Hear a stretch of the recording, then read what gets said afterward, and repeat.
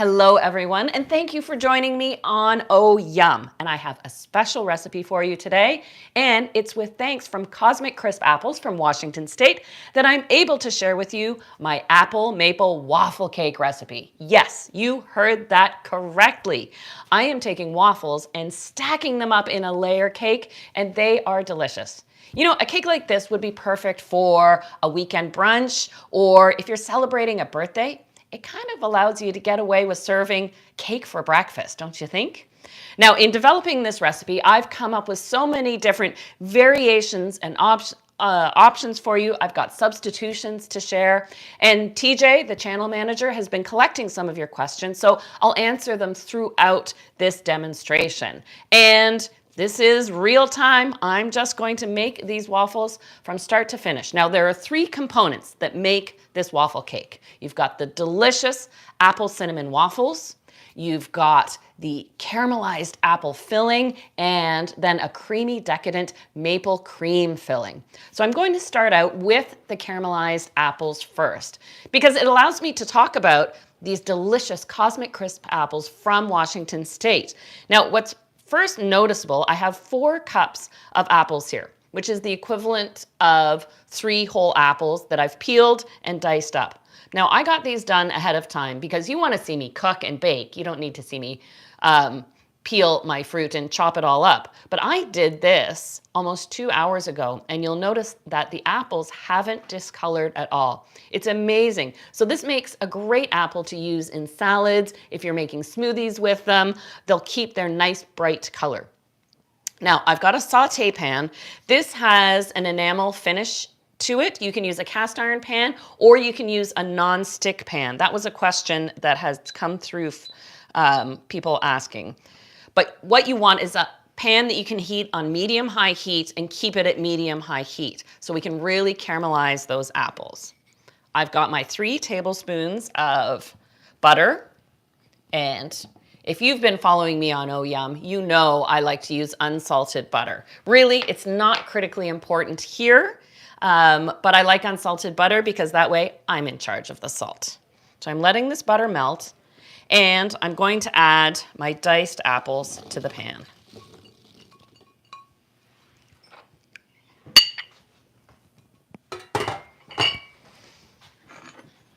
And these are going to start sizzling in just a second. And what I find when it comes to using Cosmic Crisp apples is they don't let out a lot of juice immediately. So they hold in their moisture, they hold their shape when you cook them, and then after about 5 minutes on high heat, stirring occasionally, I will add some maple syrup and cinnamon, and then you'll see some juices come out. But then we'll reduce that combination of the liquid and the maple syrup together, and that's what gives these apples that caramelized flavor. Now, a question I have received often, this recipe, I use maple syrup in the apple filling, I use maple syrup in the waffle batter, and I use maple syrup in the cream filling because here in Canada, maple syrup is a common ingredient. But if you're watching from somewhere where it's not available to you, you have other options. Honey makes a great substitute. But do remember that honey is more intensely sweet and stickier than maple syrup. So you'll want to reduce your honey amounts by 1/3, generally across the board for all 3 recipes. If you're looking to reduce the sugar in your recipes and are trying to use a sugar alternative, you can use a baking equivalent for things like your waffle batter, or something like agave syrup works wonderfully in the caramelized apples and in the maple cream, which will then become an agave cream. Oh, immediately I can smell that combination of the apples and butter. And it kind of reminds me of one of my favorite French desserts to make, apple tarte tatin. Have you ever made that? I do have a video of it on the Oh Yum channel, and it's where you caramelize apples with butter and sugar. You bake them for a little bit in the oven, and then you put a sheet of puff pastry on top of it. You bake that, so the tart bakes upside down. Then you invert it, and you've got those beautiful caramelized apples on top. In fact, I might say that I probably took inspiration without knowingly being aware of it from that apple tart tatin flavor that I wanted to work into this waffle cake recipe. You know my style. I like to take something that's a classic and then give it a little twist, modernizing it a little bit. And a waffle cake is definitely something new and modern, but yet we're dealing with some classic flavors here. So there's a little liquid cooking away. You can hear that sizzle. That's the water evaporating from the apples.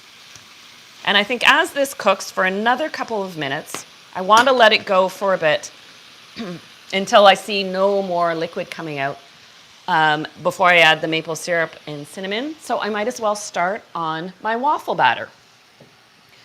Making waffle batter is as easy as making a pancake batter. There's one small difference, that I separate the eggs and I whip the egg whites. And I find that gives me a crispier waffle, pardon me, gives me a crispier waffle on the outside, and then it's nice and soft and tender on the inside. So it's something you can make by hand, even whipping the egg whites. It's only 3 eggs. You can whip them by hand. But I will start with the dry ingredients. I have my 2 cups or 300 grams of all-purpose flour here, and I'm going to add a 1/4 cup of brown sugar. And you'll notice I've got a little apple piece stuck in my brown sugar. And adding a piece of apple to your brown sugar is the easiest way to take a brown sugar that has dried or become crusty around the edges in your canister and give it moisture back. And so if you're doing some baking and you discover your brown sugar is dried, drop in an apple slice, leave it for up to 24 hours. Leave it for a day. And then you'll find when you go to remove the apple slice, your brown sugar will be soft again. And then you want to replace that apple slice with either a bread slice or a chip of terracotta. It can be from a piece from a clay pot, or you can even buy those terracotta brown sugar preservers, and it'll keep your brown sugar nice and moist. Because I measured this ahead of time, I just stuck the apple piece in there, and it's kept my brown sugar nice and soft. There we go. This recipe to make fluffy, fluffy waffles or pancakes, you know what? You can take the same batter and make pancakes with it, honestly. You do need a lot of leavening, 4 teaspoons of baking powder, but no baking soda, not in this recipe. And I'm adding a teaspoon of cinnamon, and that's it for my dry ingredients, so I'm gonna give that a quick whisk, just to work that brown sugar in there so I don't get big lumps. I'm going to just take a moment and go back and stir my apples. I can hear how they've changed. The sizzle has changed. So I can tell that any liquid juices coming out of the apples has evaporated. But you can see that they are completely holding their shape. Now, if you didn't know I was making an apple maple waffle cake, these almost look like diced potatoes from a distance. They're definitely not potatoes. They're delicious, tart, tangy apples. That's one of the things I do like about the Cosmic Crisp from Washington State is it's got a balance of big apple flavor, but also a nice tartness that balances the sweetness perfectly. So it's ideal for eating and for cooking and baking. So now that all I can see at the bottom of the pan is a little bit of the butter left, and even if you see a bit of browning, that's okay. You're caramelizing the apples and the butter at the same time. Now I'll pour in 6 tablespoons of maple syrup.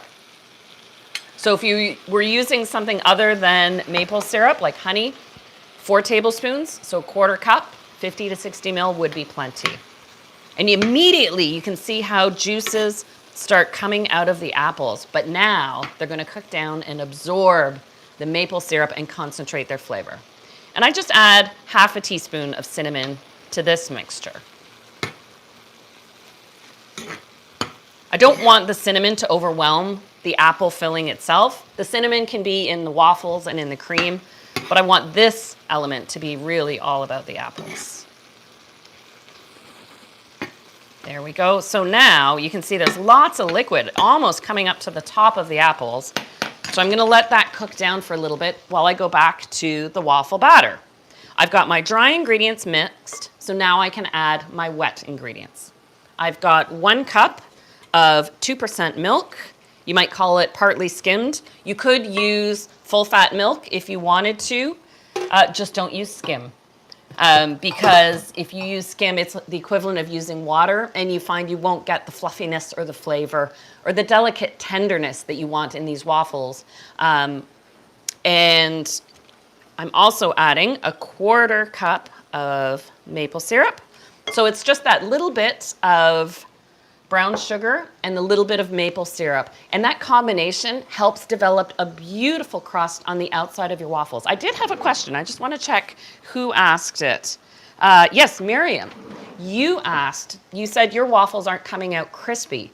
Adding a little bit of sweetness and making sure you add your melted butter or oil, just like in baking cookies, is what ensures you get a crispiness on the outside. So maybe if you're using a different recipe, up your sugar or maple syrup a little bit to get a crispier waffle in the end. And I will be honest, I have made this recipe before and completely forgot to put the butter. Sometimes I melt my butter in the oven, if the oven's on anyhow. And when I was playing with this recipe, I had my butter melting, made the waffle batter, made all the waffles. They came out beautifully. And then it was at the end of the day, my sweetie Michael, who's running the camera, hi Michael, found the butter in the oven. So I can tell you, even without the butter, if you want to make a lower fat, just a plain waffle, apple waffle, then yes, you can actually omit the butter and it comes out beautifully. Not quite as crisp, but still wonderfully delicious. Now, another question I've been asked, and that question is coming from Iram. Iram, thank you for this question, because you are asking what I think a lot of people would be interested to know is, can I make this recipe into something if I don't have a waffle iron? And the answer is 100% yes.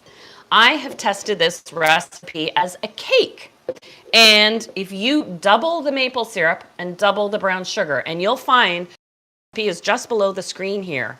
So for this batter, if you use half a cup of maple syrup instead of a 1/4 cup, and half a cup of brown sugar instead of a 1/4 cup, make the batter exactly the same way and bake it in 2 8 or 9-inch pans for 20 to 25 minutes at 350, that's 180 Celsius. Then you will have 2 beautiful apple cinnamon cake layers. Absolutely amazing. And I've tested it, and I have 2 recipe testers who work for me. They have put that to the test and said, yes, they love it, and they thought it was delicious. And each of my recipe testers has 3 kids of all ages, and so I get an honest response to my recipes when they give them a try. I'm just going back to give my apples a stir, just so they're evenly coated. And again, the sizzle has changed. The juices are thickening up, and the maple syrup itself is even reducing. So this is how you're getting that caramel flavor with the apple and the hint of cinnamon in there. But apples are also loaded with something called pectin. And that's what sets jams when you make a jam. It's naturally found in many fruits. Think of how a cranberry sets up. Well, apples are packed with pectin. So that combination of the pectin from the juices in the apple and the now reduced maple syrup will make this just like a caramel sauce. So I'm going to turn this off the heat and set it aside to cool. The reason I like to make this first is it can take upwards of an hour to cool. I've already made a batch that is already cooled, so we won't have to wait for these to cool, and I'm just going to have to make another waffle cake later on. Okay, the one ingredient I have yet to add to my base is my egg yolks.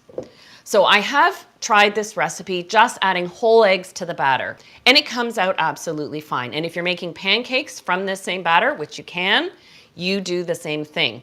But really, for the fluffiest for the fluffiest waffles, you want to whip your egg whites. So I'm going to separate my 3 eggs that the recipe calls for.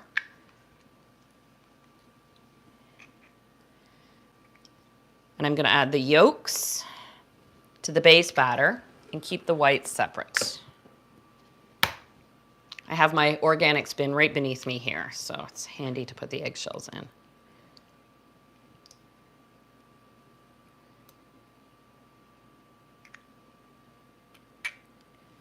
There we go.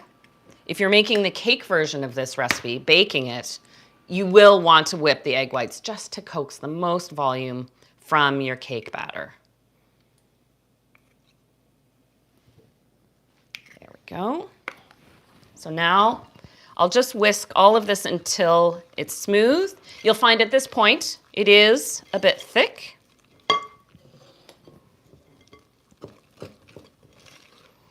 And just like making a pancake batter, a waffle batter is the same. You've probably heard the rule when you're mixing a pancake batter, a few lumps are okay.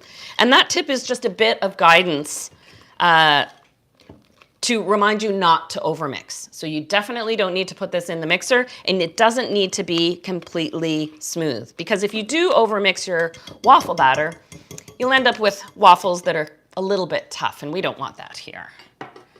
So before I whip the egg whites, the last ingredient to add moisture and flavor is apple. And so I've got one Cosmic Crisp Washington State apple here. I've peeled it, and I'm going to use the coarse side of my box grater. What I'm looking for is 1.5 cups of grated apple. And I happen to know that one large Cosmic Crisp apple gives you 1.5 cups. So I'm gonna grate it right in. Now the Cosmic Crisps are getting out there. They're getting into circulation. I know you're watching from around the world, and I'm so grateful for you. If you don't have access to these, you want to use a nice tart, tangy apple. And depending on the size, you definitely want to measure your volumes. And that's why I provide both options for you.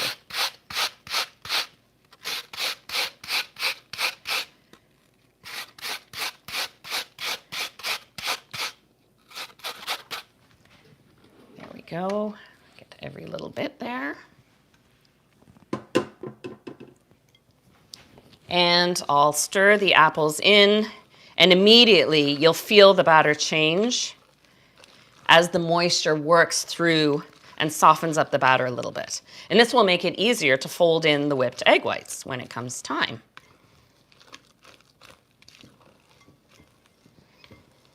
It's a substantial amount of apple in this recipe. So you really have that flavor cook through, and they soften. Being coarsely grated, they soften up nicely. You wouldn't want to dice your apples for the waffles because they might get caught in the waffle grid of your waffle iron, and then you might end up with pockets without batter, and they just wouldn't be proportionate. Using the grated really does work wonders. I'll set this aside, and now to whisk my egg whites. You can use electric beaters if you want. You can put this in the stand mixer. For 3 egg whites, I don't mind working off a few calories and whisking by hand. Do remember that room temperature egg whites will whip faster into a better volume than cold ones. So you want to pull your egg whites, pull your eggs out a little bit, or you can just immerse your whole eggs in a bowl of hot water before you separate them. I'm just looking for a soft peak here.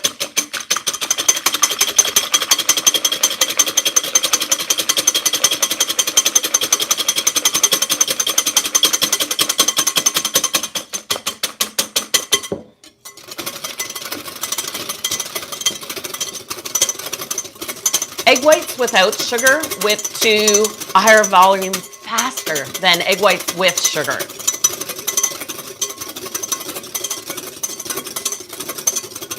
If you've ever made meringue for a lemon meringue pie or to do a pavlova, you'll notice when you start adding sugar, it takes longer to hit your peaks.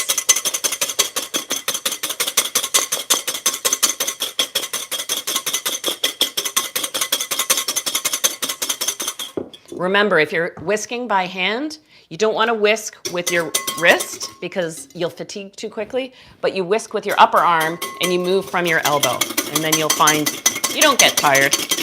Little workout. All right, so it's still a little fluid.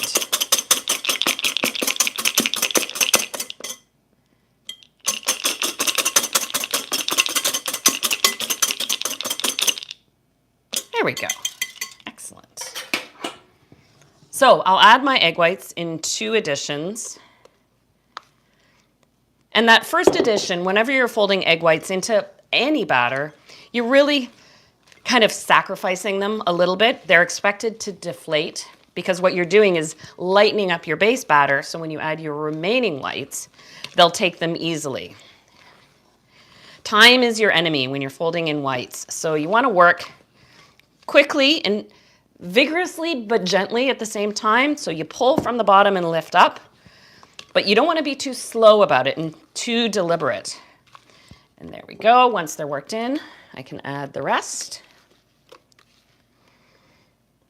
There we go. I'll just get this out of the way.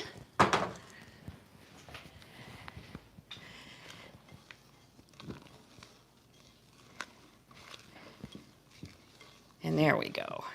So if you're making the pancake version of this recipe, not assembling the whole cake, you're gonna just have the fluffiest pancakes with the whipped egg whites in this batter.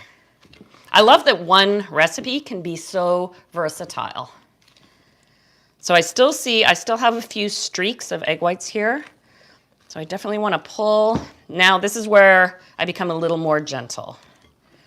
Pull from the bottom and lift up. And so I've got a nice light batter. Can you do that one more time? Sure.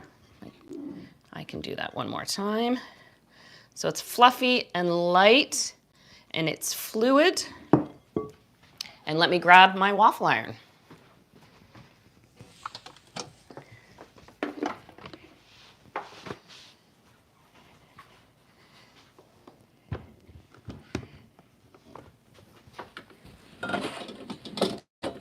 Plug it in, make sure I turn it on so it stays nice and hot. Now it depends on your waffle iron, how many waffles you may get. I've got a two-sided iron here. You can make a waffle cake using a square waffle iron. You'll just end up with a square cake. And Ginny, my friend Ginny, wrote to me on social media saying she has a mini waffle iron. Could she use that? Well, of course. And oh, you can make little individual mini apple waffle cakes. Wouldn't that just be adorable? All right, so this is backwards for me because I want you to be able to see the waffles. So forgive me if I'm awkward here. And sometimes your first waffle is a bit of a test. I have discovered that 2 ladlefuls fills my waffle iron. Ultimately, what I want you to get is 4 waffles. The recipe makes 4 super large waffles because it's going to be a 4-layer waffle cake. Okay. And speaking of 4, I find these waffles, because they are large, and you really want the apple to cook through within, takes about, that's a lot of batter, takes about 4 minutes. So we're gonna let that cook. Fortunately, I have made some so they cool ahead of time, but I want you to be able to see these. I'm just going to move my batter out of the way and bring in a cooling rack. It's very important when you're making your waffles for a waffle cake that you let them cool on a cooling rack and don't stack them, because you want that crisp outside to stay intact. So the cooling rack is so the air can get on top and underneath the waffles. And if you stack them, they might get a little lopsided and they won't look as pretty when you stack them. If you're just serving them with some maple syrup and some fruit, well, they just go right from the waffle iron onto your plate and into your tummy. So away you go. Ooh, those apples look really good. All right, you know what? While these cook and start smelling good, I might as well pull out the questions that TJ collected from our fabulous subscribers. Can I just say, you're all wonderful. You ask such engaging questions, and I'm so glad we can make this connection together. So I want to talk to Aura, who asked about using ground oatmeal in place of the flour to make the waffle recipe. And oh, oats would be fabulous. I mean, oats, apple, maple, and cinnamon, they're a natural combination. Now, if you're trying to make these higher in fiber, then I would say, yes, you could use the ground oatmeal or ground oats up to 50% in this recipe. You could also do the same using whole wheat flour, and you wouldn't compromise the results. You've got so much baking powder in there. You've got the power of the eggs to set it. If you're making these Aura to make them gluten-free, then I would say that you need to add some tapioca starch. So for the 2 cups by volume of all-purpose flour in the recipe, I would do 1.5 cups of the ground oatmeal, and then half a cup of tapioca starch. That will help replace the protein or binding that is in wheat flour that you're taking out of the equation. So speaking on that, we had another substitution question. Kavi had asked about using something in place of the eggs for this recipe. And yes, 100%. I think a flax egg would work brilliantly in this waffle recipe. And a flax egg is taking 1 tablespoon of ground flax seed, stirring it together with 3 tablespoons of warm water. Let it sit for a minute. That's the equivalent of 1 egg, so you have to do that 3 times over. 3 tablespoons of ground flaxseed, 9 tablespoons of water. Let that sit, and then you add that with the eggs. Obviously, you won't have the whipped egg whites, but as I've tested, even without whipping the eggs, you still get a delicious waffle. The next step, if you really want to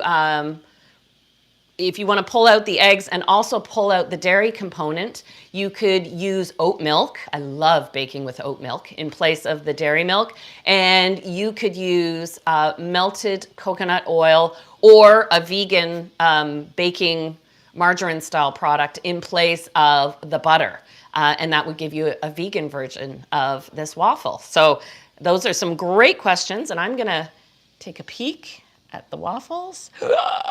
We're good. Oh, I am going to, now, and you're going to have to not mind me. I tend to use my fingers when I pull my waffles out. Woo, look at that. So that was just about 4 minutes. And you'll notice there's a lot of steam coming out of these waffles. It's not smoke, it's steam. I'm just used to touching hot. Please don't do this at home. I just, out of habit, I do it quickly. And I'm used to touching hot things. But that steam is from the apples within the waffles, letting out their juices, cooking down. So it's not smoke, but you will find that with these waffles it happens. But now I'm gonna let them cool, and they will be nice and crisp on the outside and soft in the center. Once they've cooled and I assembled them with the cream, well, yes, they do soften up, and they end up having a consistency just like cake, which is why this recipe is so much fun. Let me move my iron out of the way. I'll make the rest of those waffles later on.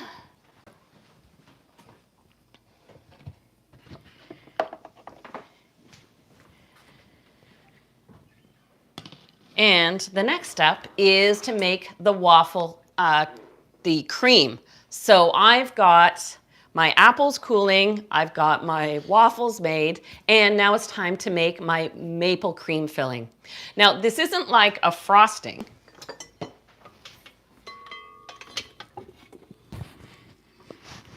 It is more like a no-bake cheesecake type filling. I didn't want it to be as light and airy as a mousse, but I didn't want it to be sweet and heavy like a buttercream frosting. So I opted for a no-bake cream cheese inspired, fluffy, rich, but yet balanced filling. Because of the cream cheese, it's got a bit of a tang to it that really balances with the apples and the maple and the cinnamon. Okay. So to start this off, I have 2 packages, so 500 grams total of cream cheese that I've softened to room temperature. And now I'm just going to beat that to smooth it out a little bit.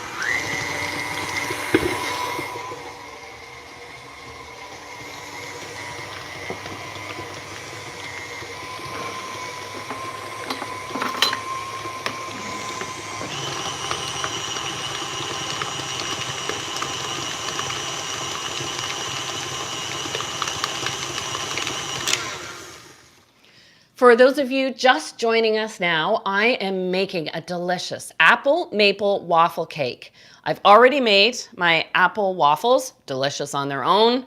I have made my caramelized apples, again, delicious on their own. And now I'm making this maple cream, another sort of on its own fantastic recipe. So even if you're not making this complete dessert, you've got some delicious options and components to play with.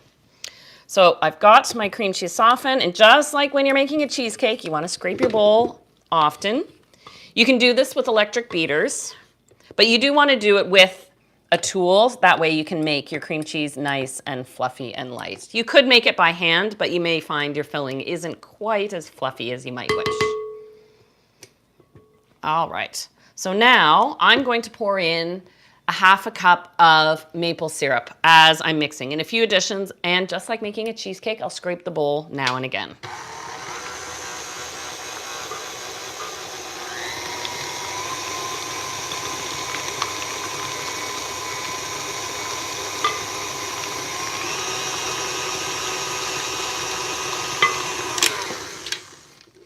And the reason you have to scrape your bowl so often is just one simple reason: to avoid the lumps, especially scraping right at the very bottom where the maple syrup may not fully get in.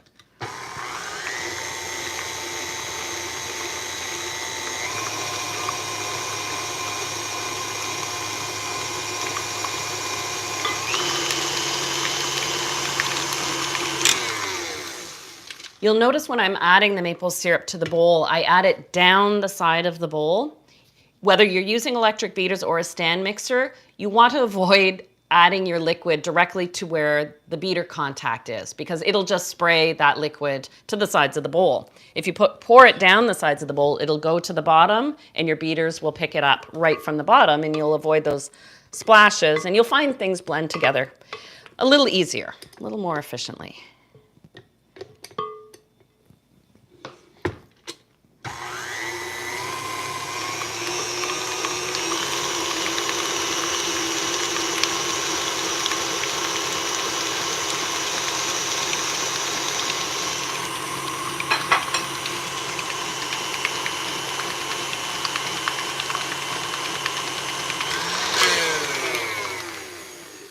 Okay. Now you'll find after you've added the maple syrup that this mixture is quite fluid and runny. It's supposed to be. It's part of the recipe. And I'm going to add the rest of the ingredients by hand. Get this out of the way. Really getting my workouts in between whisking by hand and moving waffle irons and mixers around. So the last few ingredients are small measures, but they're each very important. I have my teaspoon of ground cinnamon, for obvious flavor reasons, because apples and cinnamon together are a perfect combination. To give it sort of that cheesecake taste, but it's not over the top cheesecakey, a teaspoon of vanilla. But because of the cinnamon there, if you didn't have vanilla, you could live without it. Now, what's a very important ingredient to get this filling to set nicely so that when you slice your cake, your layers stay distinct and your cake doesn't squish? A tablespoon of fresh lemon juice. Very, very important. The acidity from the lemon juice is going to react with the fat that's in the cream cheese and the fat that's in the 1 cup of whipping cream that I still have to add to this recipe. And that will help tighten and set it so you don't have to use gelatin or cornstarch or other thickening agents, and you don't have to cook this. So, still quite fluid and runny, but that's okay. That's part of the recipe. I'll grab my cream that I've already whipped. So I took 1 cup, 250 ml of whipping cream, whipped it to a soft peak, and just popped it in the fridge. And just like the egg whites, I'm going to add this in 2 additions. There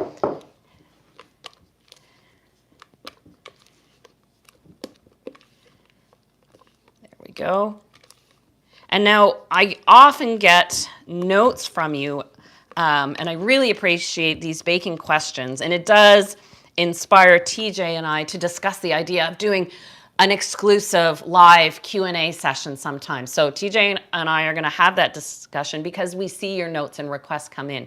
And you have lots of questions. One of them that I get often is, how do I stabilize my whipped cream? If you're just whipping cream to use to dollop on top of a dessert, or you want to sweeten it and use just straight whipped cream to frost a cake or top cupcakes, the easiest way to stabilize it is to add 1 tablespoon of skim milk powder to every 1 cup of fluid cream that you whip. You can add it at any point in the process, and as you whip the cream, that protein in the skim milk powder bonds with the cream itself, and it will hold the volume. If you've ever whipped cream more than, say, 2 hours ahead of time and you go to the fridge and then you stir it and it started collapsing on you, that skim milk powder will prevent that from happening. All right, so the remaining whipped cream goes in. I whipped this right before we started, so I didn't actually add skim milk powder to this version, but you would. And it doesn't change the taste if you add the skim milk powder. I just want to make some space for when I start assembling my cake.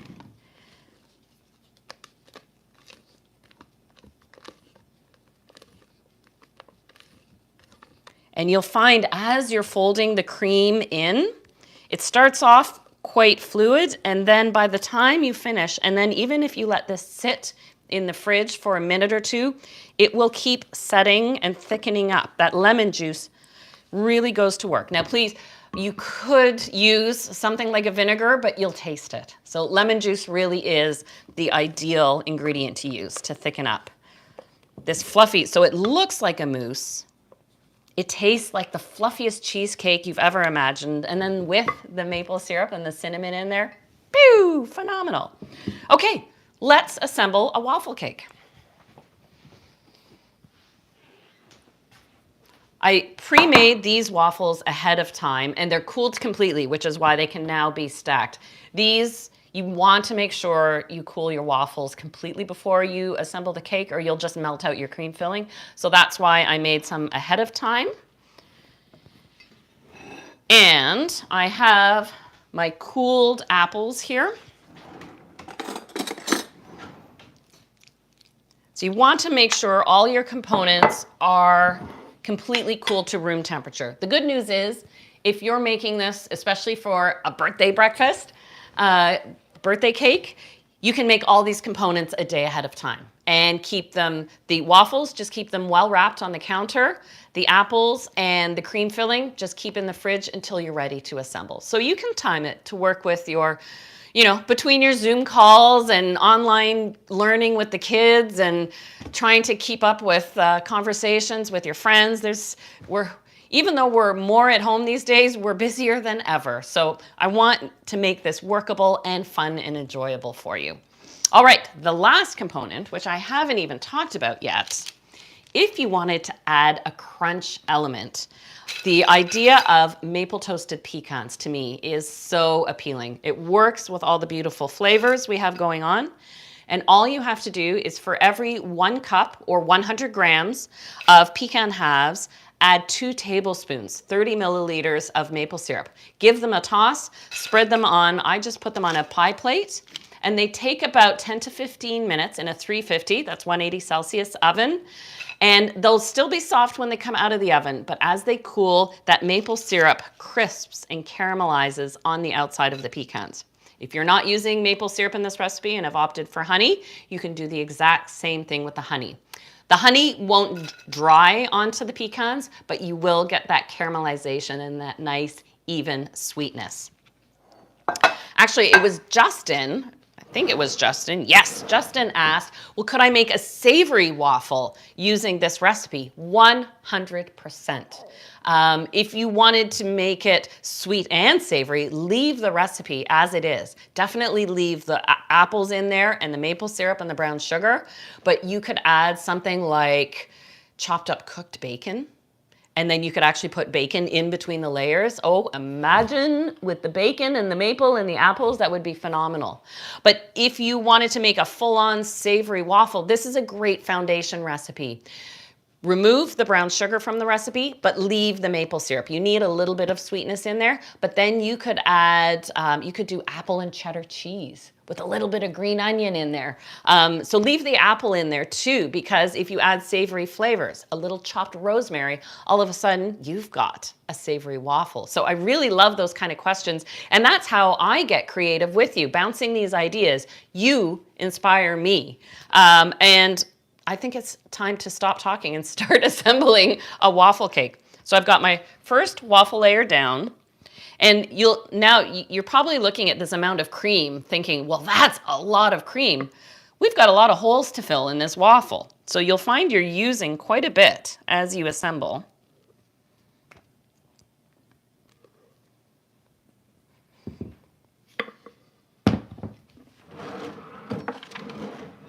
You can use your spatula, or I've got my offset palette knife here. Spread it to the edges, like so. And then I want to keep the apples distinct. That way when you cut into the cake, you can see these caramelized cosmic crisp apples from Washington State in there. I go around the outside first because I know we may see those on the outside, and then put a nice little spoonful in the middle. And then if you'd like, just a few pecans. Of course, you can leave the pecans out if you want, or you could use walnuts or sliced almonds in its place.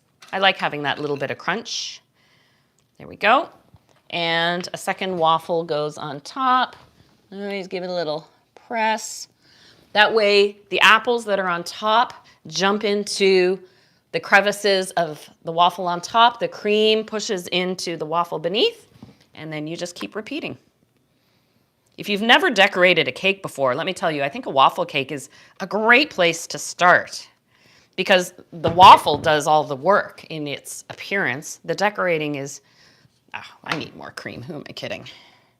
The decorating isn't elaborate and doesn't require fancy tools, but this really is a showstopper of a dessert. There we go.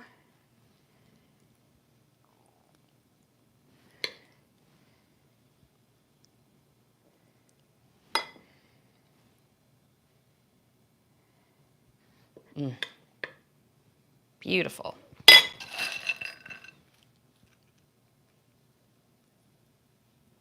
few more pecans. The next layer.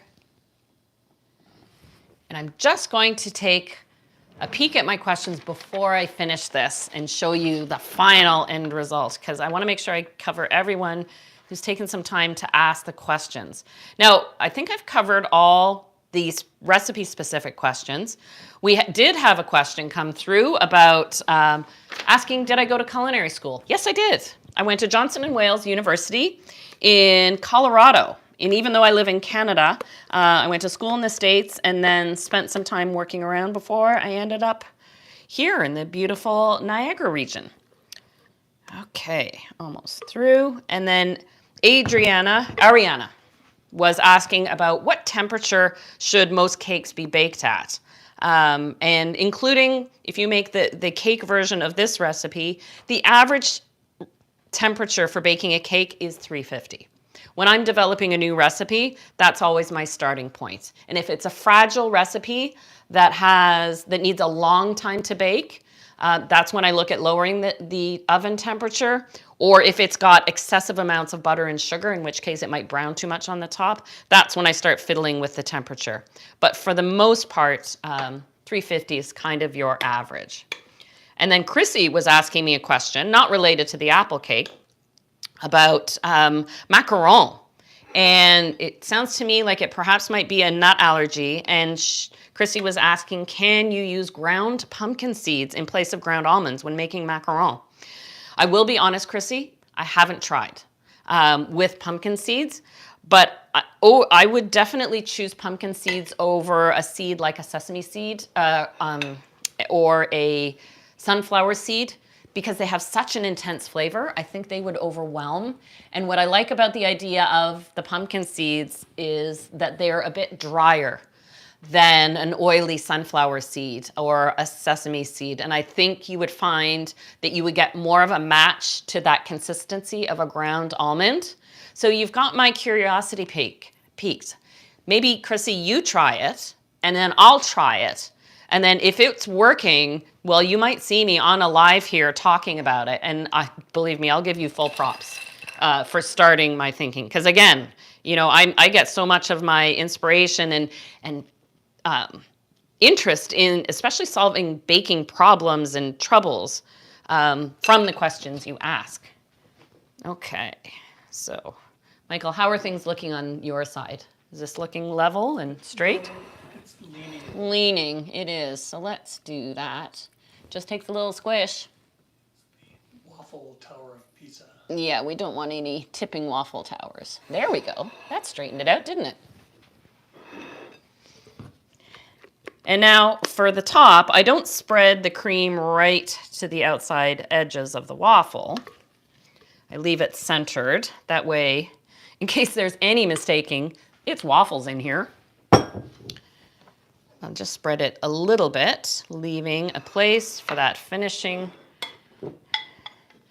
dollop. Ooh, get the cream off my finger.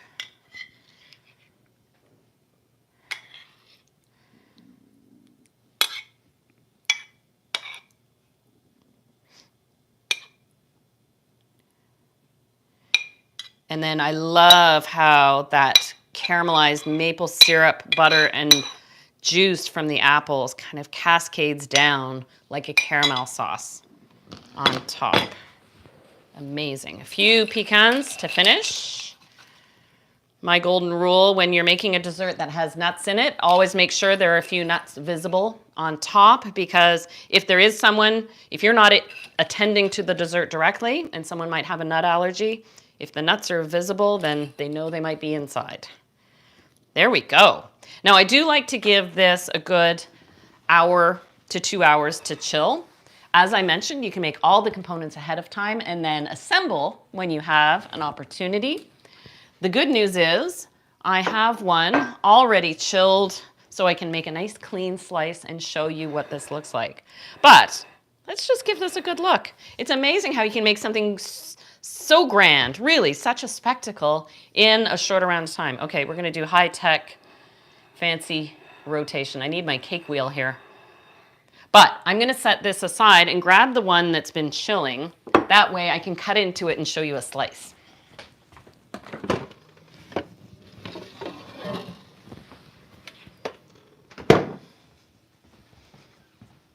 It does hold up well in the fridge. So if you're making this, you can make this a full day ahead of when you plan on serving it. As it's setting, that initial few hours, don't put any covering over it because you want that cream to set in place, and then you can loosely cover it afterwards to keep it from drying out. But with that cream filling and those caramelized apples, it does stay moist. And we have found, Michael, how long have we had? I mean, they don't last too long, and we give our cakes away to our friends and neighbors, lots of door drop deliveries happening. But I think 3 days, the cake stays nice and moist, the waffle layers and the cream with the fruit. So that's pretty amazing that a cake like this can last for 3 days.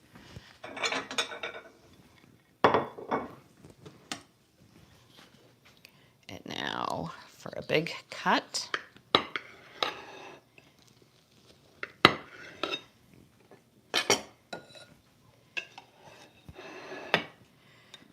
I always get so nervous at this point, but wow, look at that.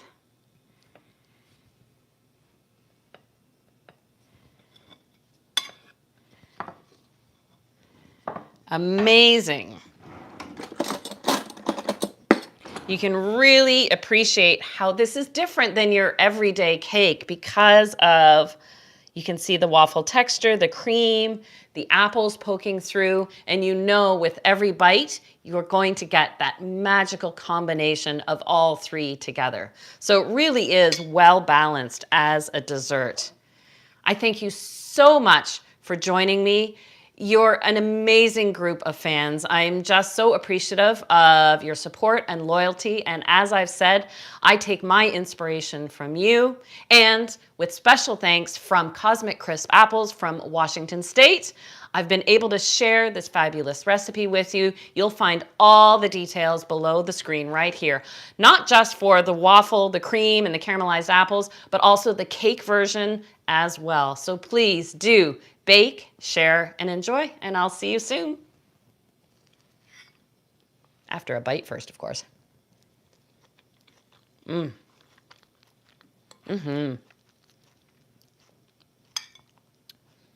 It's not so sweet. That's what I love. The fruit is what you taste first.